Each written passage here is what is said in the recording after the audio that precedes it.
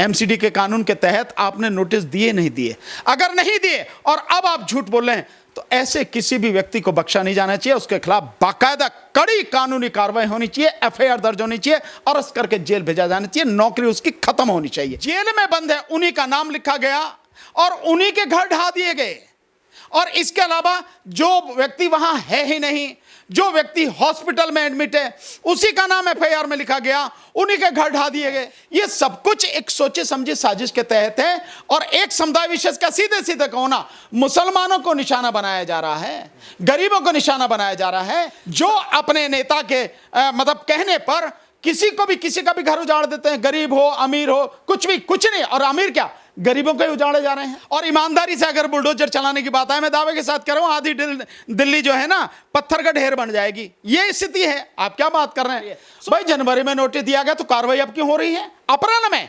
और वो भी तब हो रही है जब एक प्रदर्शन हुआ है हथियार लहराते हुए। अब हमारे साथ भानु प्रताप जी मौजूद हैं, जो कि सुप्रीम कोर्ट के वरिष्ठ वकील के तौर पे भी जाने जाते हैं। इनसे जानकारी लेंगे। हमने पिछले दिनों इनसे बात भी किया था इस मुद्दे को लेकर के, एक बार और चर्चा का विषय बना हुआ है, इसलिए दोबारा से बातचीत करेंगे। सर सबसे पहले आपका स्वागत है DS4 न्यूज़ में।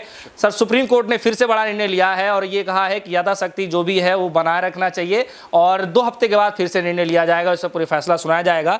कि आप इस फैसले को कैसे देख रहे हैं, क्या हालात को देखते हैं? नहीं, देखिए, ये तो माननीय सुप्रीम कोर्ट का निर्णय बिल्कुल सही है, क्योंकि जब तक सारी चीज़ें सामने ना आ जाएं, पिक्चर पूरी तरह से क्लियर ना हो जाए, सारा जो प्लीडिंग्स जिसको हम कहते हैं कानून की भाषा में, यानी कि जो पक्ष है और जो विपक्ष है, दोनों के जवाब वगैरह सब नहीं आ जाए, उनकी तरफ से एफिडेविट, काउंटर एफिडेविट वगैरह सब फाइल ना हो जाए, तो तब तक अंतिम निर्णय नहीं लिया जा सकता।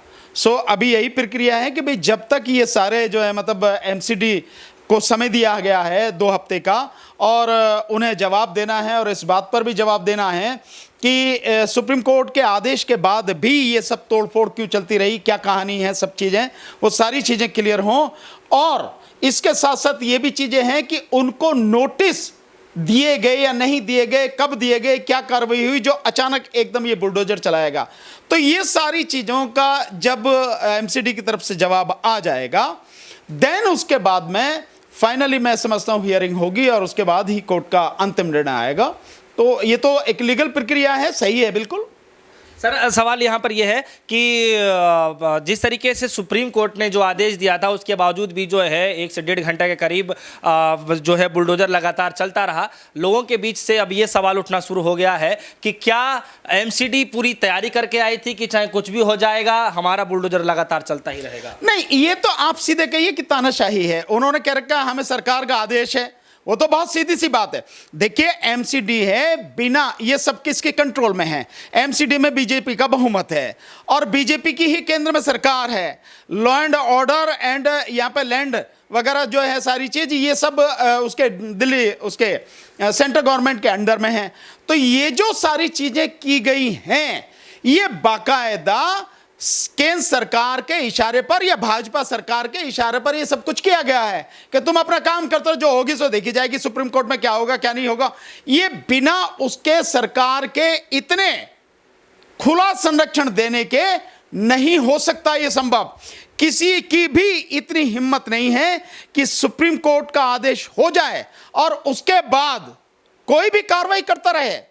देखिए, जिस समय माननीय सुप्रीम कोर्ट ने चाहे ओरली ये यूं कहे कि मौखिक ही अगर आदेश दिया कि ठीक है भाई हम इसको स्टे कर रहे हैं, तब तक आगे कुछ नहीं होगा और तब तक स्टेटस को रहेगा, ये बात कही होगी सुप्रीम कोर्ट ने, तो वहां पर एमसीडी के वकील भी होंगे, एमसीडी के अधिकारी भी होंगे, मीडिया के साथी भी होते हैं। जब एक बार कोर्ट ने कह दिया तो उसको फिर टाइप कराने में, उसकी जो मतलब प्रॉपर तरीके से जो है आदेश भेजने में थोड़ा समय लगता है, लेकिन जब कह दिया उसका मतलब यह है कि वो आदेश हो गया। सो उसी समय सुप्रीम कोर्ट के जो उसके एमसीडी के वकील हैं और जो बाकी जो कर्मचारी हैं, अधिकारी हैं, वो कोर्ट में मौजूद जो भी होंगे, उनको तुरंत कहना चाहिए भाई कोर्ट ने स्टे कर दिया, अब इस पर कोई कार्रवाई नहीं हो। नहीं कहा गया। यह कहने के बावजूद भी ये जानबूझ के कहा गया कि जब ऑर्डर आएगा हम तब देखेंगे। ये जो बहाना है, ये बहुत ही एक घिनौनी साजिश का हिस्सा है। और उसमें यह है कि कोर्ट को भी हम जेब में रखते हैं। मतलब इनका मतलब यह है कि अधिकारी जो हैं ये समझते हैं कि कोर्ट तो हमारी जेब में है, हमें बचाने वाले जो अधिकारी जो है नेता वो बैठा, उसने कह दिया, उसका आदेश हमारे लिए, कोर्ट वोट का आदेश क्या है। ये स्थिति है। और ये स्थिति बनने का भी बड़ा कारण यह है कि जो पीछे के जितने भी जिस तरह के आदेश वगैरह आते रहे, जो जिस तरह का रवैया रहा, उसकी वजह से ये सब चीजें सामने आ रही हैं। सर, सुप्रीम कोर्ट में याचिकाकर्ताओं ने जो है दलील दी है कि किसी खास समुदाय पे है जो स्पेशल टारगेट किया जा रहा है। आपका क्या मानना है? नहीं, ये तो मानना क्या है भाई, हाथ कंगन को आरसी क्या और पढ़े लिखे को फारसी क्या, ये तो सब कुछ सामने है भाई। जो साक्ष्य हैं, जो सबूत है, वो सामने आ रहे हैं कि किस तरह से एक समुदाय विशेष के जो है उसको टारगेट किया गया। कि ये यहां की बात है क्या ये खरगोन में नहीं हुआ क्या मध्य प्रदेश में एक और दूसरी जगह वहां नहीं हुआ क्या? ये मतलब जो बेगुनाह लोग हैं, जो लोग ऑलरेडी जेल में बंद है, उन्हीं का नाम लिखा गया और उन्हीं के घर ढा दिए गए। और इसके अलावा जो व्यक्ति वहां है ही नहीं, जो व्यक्ति हॉस्पिटल में एडमिट है, उसी का नाम एफआईआर में लिखा गया, उन्हीं के घर ढा दिए गए। क्या ही सबके सामने नहीं है? ये सब कुछ एक सोचे समझे साजिश के तहत है। और एक समुदाय विशेष का सीधे सीधे कोना मुसलमानों को निशाना बनाया जा रहा है, गरीबों को निशाना बनाया जा रहा है, जो अपने नेता के मतलब कहने पर किसी का भी घर उजाड़ देते हैं। गरीब हो, अमीर हो, कुछ नहीं। और अमीर क्या, गरीबों के उजाड़े जा रहे हैं, एक धर्म विशेष के लोगों के उजाड़े जा रहे हैं। तो ये बहुत ही एक सोची समझी साजिश के तहत है ये सब कुछ किया गया है। सर, एमसीडी ने जो कार्रवाई करी है, कार्रवाई करने के बाद जो स्थानीय लोग हैं उनका यह आरोप है कि जो वहाँ पे गुनहगार हैं, जो जहांगीरपुरी में जिस तरीके से जो मसला देखने को मिला था, जो वहाँ के गुनहगार हैं जो पाए जा रहे हैं, उन पे बुलडोजर नहीं चलाया जा रहा है, सिर्फ गरीब आदमी के ऊपर ही चलाया जा रहा है। उसके बारे में क्या? हमेशा ही गरीब पे चलाया जाता है, या तो गरीब पे चलाया जाएगा, ये जो आपका विरोधी है उस पे चलाया जाएगा। इसके अलावा किसी पे बुलडोजर नहीं चलता है। और ईमानदारी से अगर बुलडोजर चलाने की बात है, मैं दावे के साथ कह रहा हूं, आधी दिल्ली जो है ना पत्थर का ढेर बन जाएगी। ये स्थिति है, आप क्या बात कर रहे हैं? सो ये जो सारी चीजें हैं, हमेशा गरीब को मारा जाता है, हमेशा कमजोर को मारा जाता है, हमेशा बेगुनाह को सताया जाता है। ये पहले से ही है। ये सारी चीजें अभी जैसे मैं कल सुन रहा था कि उसमें आ रहा कि साहब जनवरी में इनको नोटिस दिया गया था। ऐसी एक बात सुनने में आ रही है, भाई जनवरी में नोटिस दिया गया तो कार्रवाई अब क्यों हो रही है अप्रैल में? और वो भी तब हो रही है जब एक प्रदर्शन हुआ है, हथियार लहराते हुए, अवैध हथियार लहराते हुए 4-4 बार उस गली में आप चक्कर लगा रहे हैं। क्या मतलब है इस बात का? उन पर कोई कार्रवाई नहीं हो रही, ना आर्म्स एक्ट में उनके खिलाफ एफआईआर दर्ज हो रही है, ना उन्हें अरेस्ट किया जा रहा, ना जेल भेजा जा रहा।